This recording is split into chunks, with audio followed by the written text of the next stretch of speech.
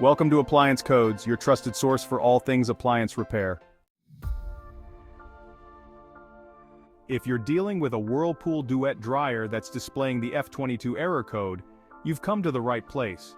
This error code indicates that there's an issue with the exhaust thermistor being open. In today's video, we'll walk you through the steps to diagnose and fix this issue, helping you get your dryer back up and running smoothly. First things first, safety is our top priority. Before starting any repair, make sure your dryer is unplugged or disconnected from power to prevent any risk of electrical shock. Now let's see if we can confirm the F22 error by running a diagnostic test. To begin, plug in your dryer or reconnect the power and start a timed dry cycle.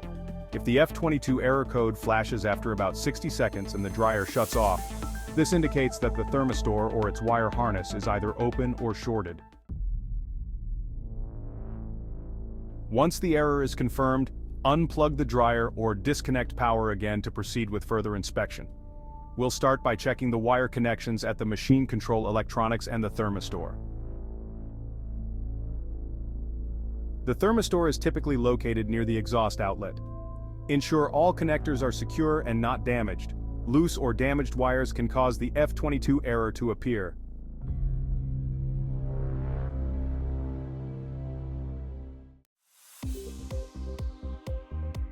If the connections look good, the next step is to test the thermistor itself. To do this, remove the two wires connected to the thermistor. Using a multimeter set to measure resistance, check the thermistor's resistance at various temperature levels. You can refer to the table shown on the screen for the correct resistance values at different temperatures. If the resistance values match those in the table, the thermistor is working correctly. However, if the values do not match, the thermistor is likely faulty and will need to be replaced.